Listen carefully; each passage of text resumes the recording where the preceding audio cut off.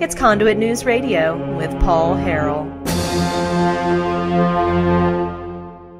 Here we go. Let's take a look at this first piece. All right, let's take a look at this first piece. Headline here. This is going to expose the scheme. What happened to representative democracy in Arkansas? This is a piece by David Ferguson over at conduitforaction.org, so you can go there right now if you want to follow along. That's conduitforaction.org. In order to really understand this, though, I think you have to go back and listen to some of our interviews or remember some of our interviews. When we had State Representatives Dan Sullivan and Josh Miller on several weeks ago, they were talking about how they were going to use the fiscal session and they were going to attempt to bring up, which you can do in a fiscal session if you have enough people vote for it, you can actually bring up a non-fiscal related issue. They wanted to bring up the idea of capping and essentially ending Medicaid expansion enrollment and get people on the record to vote for that, right? Well, and they would have had to consider it in some way, some fashion. They would have, it would have either the process would have started or it would have died, or the process would have started and gone a little further and then it eventually would have died. But in an attempt to avoid this, right before a primary, we have the president pro temp of the Senate, Senator Jonathan Dismang, along with Jeremy Gillam, the Speaker of the House, really trying to hold the ball and run out the clock here. And that's the title of this article, What Happened to Representative Democracy in Arkansas, by Mr. David Ferguson, who, by the way, was an attorney or is an attorney. He used to work for the Bureau of Legislative Research for decades, was the head of the Bureau of Legislative Research for a long time as well. He knows a lot about what goes on down at the Marble Palace, knows where the bodies are buried. He writes, Speaker of the House Jeremy Gillam and President Pro Temp of the Senate Jonathan Dismang wrote identical letters to Governor Asa Hutchinson requesting the governor call a special session. But that was not the primary purpose of the letter. Legislators were the primary audience. Gillam and Dismang announced new restrictions limiting the rights of legislators to file legislation. Gillam and Dismang used the word requesting, as in they were requesting legislators to comply, but as written, it's much more than a mere request. If a legislator fails to comply, I expect their de facto rules to be used as a reason to prevent the legislator's proposal from being considered. The letters announced restrictions on the ability of legislators to file legislation in the fiscal session and in an upcoming special session to be called by the governor. The restrictions have the effect of shifting power away from individual legislators and, wait for it, to the governor, His Majesty Asa Hutchinson. I put that last part in. These new rules/edicts protect politicians who do not want to go on record voting for or against conservative legislation. The primary election is just around the corner in May. I assume Gillam and Dismang, David Ferguson writes, will be successful in this power grab. The environment in the Arkansas General Assembly has changed drastically over the past several years. Gone are legislators like Representative Jody Mahoney, who was quick to pull out his rule book when he saw things not being done right. I'm not certain which issues Gillam and Dismang are trying to stop, and that is not my concern, he writes. What matters to me is my senator and representative are being treated like second-class citizens instead of equals among peers.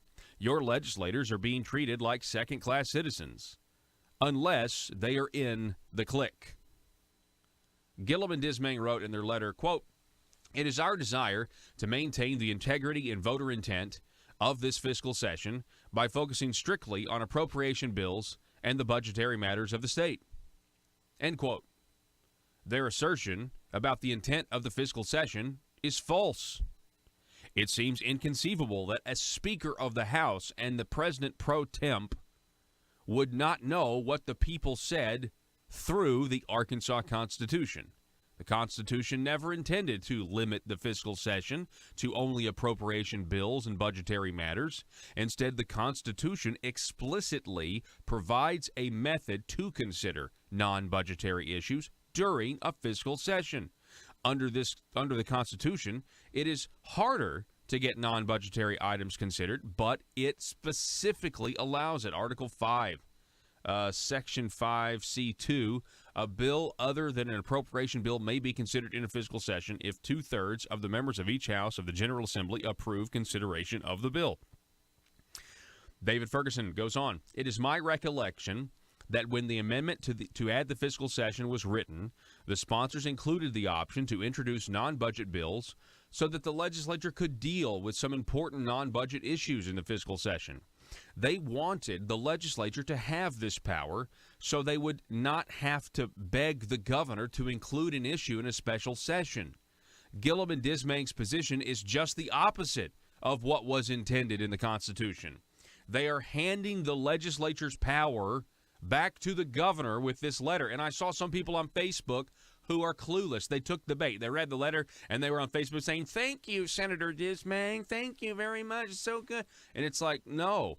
And by the way, there's a lot more to this letter than just, trying to keep these legislators from going back on the record on controversial issues or limited government issues or exposing them as big government progressive liberals. There's a lot more to this than that. There's also the governor wants to make sure that if he does call a special session, that he gets what he wants and the bills pass, because he doesn't want his bills to fail, which is a different tributary here that we're going to explore here in just a minute. So instead of protecting the integrity and voter intent of the fiscal session, Jeremy Gillam and Jonathan Dismang are destroying the integrity and intent. In effect, they are suspending the Constitution. Why? To protect Governor Asa Hutchinson. David Ferguson goes on. Now, I said that last part. I'm interjecting my own little thoughts and opinions here in case you haven't noticed. The letters of Gillam and Dismang continue by putting a huge stumbling block in front of legislators who want to exercise their right to submit legislation in a special session called by the governor. They each say, quote, in order to expedite a potential extraordinary session, we are requesting that members seeking to introduce a bill in an extraordinary session provide a final bill draft for review by Monday, February 26th, 2018. We are also requesting that bill drafts be accompanied by the signatures of 2/3 of the members of each chamber demonstrating support for these policy changes prior to the issue being placed on the call of an extraordinary session. Now, you see what they've done here. You got to bring us a bill for consideration, but if we want to even consider your bill, you have to have 2/3 people sign on to. You have to have a pre-vote. You have to have a pre-whip vote, essentially. 2/3. 2/3. You don't need that much in a regular session, but you got to have 2/3. You see what they're doing here. They're trying to. It's called choice architecture, and they are crafting what the choice. They're trying to control. These people are power hungry. They are terrified of the process. They are trying to protect the governor. They don't want to go on record having to say, well, do you support capping Medicaid expansion? Do you support this process? We're trying to bring this up. It's a big deal. We want to end the enrollment in the program because it's a big deal. Well, no, we're going to prevent that from even being considered because we don't want to vote on it. Now, that's not representative democracy, which is the whole title. It's the whole point of this thing. Also, you have the pharmacist bill because they're going to try to fix the pharmacy bill. But did you know that Asa's version, the pharmacy bill fix that Asa Hutchinson supports, is not what local pharmacists support because they think they're going to be right back in the same position in a year or so? Instead, this is about corporate interests like CVS and Asa Hutchinson versus your small town or your locally owned pharmacists. And I'm going to explore that more coming up here in a minute. But we want to make sure that passes, right? By the way, I mean, if 2/3 don't sign on, then you can say, well, you didn't sign on to the bill that the governor wanted, and so it's your fault. Talking out of both sides of their mouths, folks. We're on it, though. We're giving you the truth. You're not hearing this anywhere else. The angle here is that everybody who's in a position of power and leadership, their number one charter is not their constituents, it's to protect the governor from looking bad. from looking like a progressive liberal. Number one, the bill draft deadline. We're going to get through this before we go to break. First, this is back to the letter that they wrote.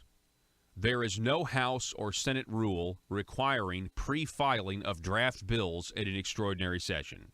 The letter is setting a de facto rule without getting the necessary two-thirds vote to change the legislative rules. Second, even if the legislature had adopted such a deadline, the February 26, 2018 deadline is absurd. Extraordinary sessions, commonly referred to as special sessions, are called by the governor, and he sets the agenda. The governor issues a proclamation defining each issue that may be considered in the special session. His proclamation is called the call, and the issues to be considered are called call items. Although the governor limits the subjects to be considered, the Constitution and legislative rules allow a legislature without approval from anyone to file his own bill if the bill is germane to one of the call items. So it means you could say, the governor could say, this is the thing, go back to the pharmacy thing real quick. The governor could say, we're going to try to fix the pharmacy. Well, then legislators would then theoretically, constitutionally be free to submit multiple, quote, solutions, end quote. But if you're trying to protect CVS, then maybe you don't want the legislature to have that kind of authority. Does the word totalitarian come to mind when you're starting to hear? I mean, we're going to keep speaking truth to power. Let's keep going with this. A governor's call typically is issued within a few days of the special session beginning, and the final call may not come out until the day the session begins.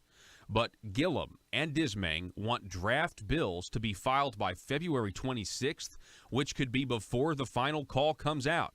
How can a legislator respond and propose an alternate bill when the legislator doesn't know which issues will be on the call? They can't. Plus, it takes time to prepare legislation after finding out what's going to be on the call during a special session. These guys are trying to essentially wrestle your authority, your constitutional authority, folks, that we have given these legislators. They're trying to wrestle it away because they're scared of the process. They're trying to protect Asa Hutchinson. Not only, back to the piece, not only is the request/edict contrary to legislative rules and unworkable, it also represents a double standard. Gillam and Dismang and their leadership capacity have allowed the filing of countless shell bills. Shell bills are near meaningless bills that only have a title and intent an intent sentence repeating the title. Often you won't know what a shell bill is about until the details are filled in later by amendment. Yet, in an upcoming special session, they want a preview of the details of legislation before it can be filed?